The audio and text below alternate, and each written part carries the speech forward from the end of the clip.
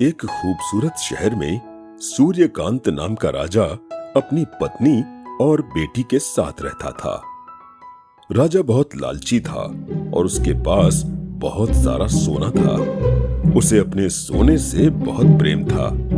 उसे सोना इतना पसंद था कि अपनी बेटी का नाम भी उसने सोनपरी रख दिया था। अपने जीवन में राजा को सिर्फ दो ही चीजें सबसे प्रिय थी, एक सोना और दूसरी सोनपरी। वो अपना सारा सोना एक तहखाने में रखता था और हर रोज उसे गिनता था। उसकी इस आदत पर एक दिन रानी ने कहा, महाराज, आप ऐसे हर रोज अपना सोना गिनेंगे तो एक दिन ये सारा सोना गायब हो जाएगा। रानी की इस बात पर राजा बहुत नाराज हुआ। उसने कहा, रानी, इस सोने का महत्व आप नहीं समझेंगी। दुनिया में सोने से ज्यादा खूबसूरत और कीमती कुछ भी नहीं है। जितना अधिक स्वर्ण हमारे पास होगा उतना ही अधिक हमारा राज्य शक्तिशाली होगा। हमें स्वर्ण अत्यधिक प्रिय है। आप हमारे स्वर्ण प्रेम पर प्रश्न मत उठाइए। रोज राजा अपना सोना गिनता और सोने के लिए उसका मोह बढ़ता ही जाता। साथ ही दिन ब दिन राजा और लालची होता जा रहा था। जहां एक तरफ राजा को सोने से इतना मोह था, वहीं राजकुमारी सोनपरी को सोने में कोई दिलचस्पी नहीं थी। दिन भर वो महल के बगीचों में खेला करती थी। उसे प्रकृति से बहुत प्रेम था। एक दिन सोनपरी ने राजा से कहा, पिताजी, कितने दिन हो गए आप हमें सैर पर नहीं लेकर गए। चलिए ना पिताजी। हम आज शाम को ही आपको सैर पर ले चलेंगे। हमारी बेटी की शिकायत सर आंखों पर। राजा एक रथ में अपनी बेटी को लेकर सैर पर निकल जाते हैं। कुछ दूर चलने पर सोनपरी को एक बहुत ही सुंदर उपवन दिखाई देता है। वो राजा से कहती है, ओह, अरे वाह, कितना मनोरम दृश्य है। पिताजी, पिताजी, रथ रोकिए। हम इस उपवन में कुछ समय बिताना चाहेंगे। राजा रथ रोक देता है। सोनपरी अपने पिता को लेकर उपवन में घूमने लगती है। वहां के सुंदर सुंदर फूलों को देखकर खुशी से भर जाती है और राजा से बोलती है, देखिए पिताजी, यह कितना सुंदर फूल है। हाँ, सुंदर तो है, लेकिन अगर ये स्वर्ण का होता तो और ज्यादा सुंदर होता।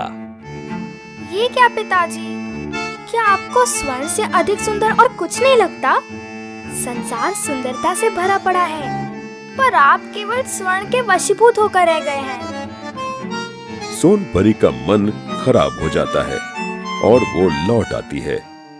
सोने के लिए राजा का लालच इतना बढ़ता जा रहा था कि वो दुनिया का सबसे अमीर व्यक्ति बनना चाहता था। धीरे धीरे उसकी ये चाहत कब पागलपन में बदल गई, किसी को पता ही नहीं चला। एक दिन राजा ने सबसे अमीर आदमी बनने के लिए भगवान से प्रार्थना करने के बारे में सोचा। उसने खाना पीना छोड़कर भगवान का ध्यान करना शुरू कर दिया। बहुत दिन बीत गए, लेकिन राजा ने अपना ध्यान भंग नहीं होने दिया। तभी एक दिन राजा के सम्मुख एक साधु आया। साधु ने कहा, हे राजन, ऐसा घोर तप आप किस उद्देश्य से कर रहे हैं? हे मुनिवर, मैं इस संसार का सबसे धनवान व्यक्ति बनना चाहता हूँ। मुझे ऐसी शक्ति मिल जाए कि जिस भी चीज को मैं स्पर्श करूं वो सोने की बन जाए। मैं तुम्हारी सहायता कर सकता हूँ। साधु अपने झोले में से एक कलाई में पहनने वाला कड़ा निकालता है और राजा को देकर कहता है, ये कड़ा तुम अपने दाएं हाथ में पहनकर जिस वस्तु को छू लोगे वह स्वर्ण की हो जाएगी। किंतु राजन, एक बात हमेशा याद रखना, स्वर्ण से तुम हर खुशी नहीं खरीद सकते। वो महल की हर छोटी बड़ी चीज को छूने लगा। कुर्सी, मेज, गमले, पलंग, हर वस्तु सोने में बदलती जा रही थी। राजा बागीचे में पहुंचा और पेड़ पौधे व फूल को छूकर सोने का बना दिया। इतनी भाग दौड़ करने की वजह से राजा थक गया था। उसे भूख लगने लगी। वो खाना खाने के लिए महल में गया और अपनी सोने की कुर्सी व मेज पर बैठ गया। मेज पर कई प्रकार के पकवान, मिठाइयां और फल रखे हुए थे, जिन्हें देखकर राजा के मुंह में पानी आ रहा था। जैसे ही राजा ने पकवान खाया तो उसका एक दांत टूटकर गिर गया और ये देखकर वो चौंक गया। उसने देखा कि उसके स्पर्श से पकवान सोने के बन गए हैं। जैसे ही उसने फल को छुआ, फल भी सोने के बन गए। उसके छूने से मिठाइयां, नमकीन, यहां तक कि पानी भी सोने में बदल गया। ये सब देखकर राजा निराश हो गया और कहने लगा, ये भगवान, अब मैं क्या खाऊं? आज मुझे अपने अत्यधिक लालच का फल मिल रहा है। आज मेरे पास स्वर्ण ही स्वर्ण है, लेकिन मैं अपनी भोजन की भूख नहीं मिटा पा रहा हूं। मैं क्या करूं भगवान, क्या करूं? मुझे स्वर्ण नहीं चाहिए, नहीं चाहिए। राजा रोता हुआ अपने घुटनों पर बैठ जाता है। अपने पिता की आवाज सुनकर सोनपरी दौड़ती हुई आई। उसने देखा कि उसके पिता बहुत परेशान हैं। पिता की ये परेशानी उससे देखी न गई। पिताजी, क्या हुआ आपको?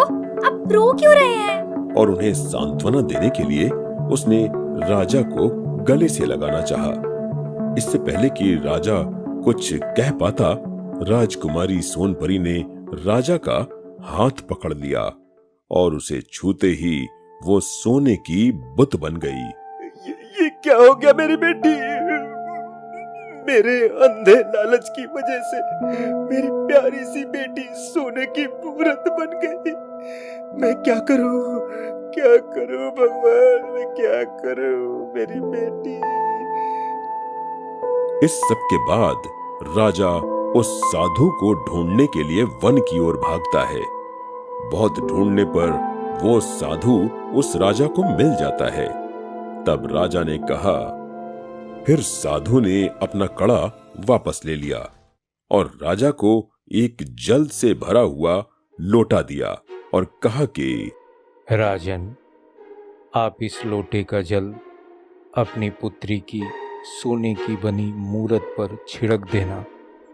वह वापस से जीती जागती आपकी पुत्री बन जाएगी। राजा उस लोटे को लेकर भागा भागा महल आया और लोटे का जल अपनी पुत्री की सोने की बनी मूरत पर छिड़क दिया। वो तुरंत ठीक हो गई और सजीव हो गई। सब कुछ पहले की तरह हो गया। अपनी बेटी को सोने की मूरत से दोबारा सोनपरी के रूप में पाकर राजा की जान में जान आई। तब सोनपरी ने कहा, मुझे पता था पिताजी कि आपके स्वर्ण के प्रति अत्यधिक लालच के कारण हमें एक न एक दिन कोई गंभीर परिणाम भुगतना पड़ेगा। मैं अपने किए पर बहुत शर्मिंदा हूँ बेटी। तुम मुझे वापस मिल गई। अब मुझे और कुछ नहीं चाहिए। तुमसे बढ़कर मेरे लिए इस दुनिया में कुछ भी नहीं है। राजकुमारी सोनपरी फिर से बगीचे में खेलने लगी और उसके साथ राजा भी प्रकृति का आनंद उठाने लगे। इसके बाद राजा ने अपने तहखाने पर ताला लगा दिया और हर रोज सोना गिनना भी बंद कर दिया।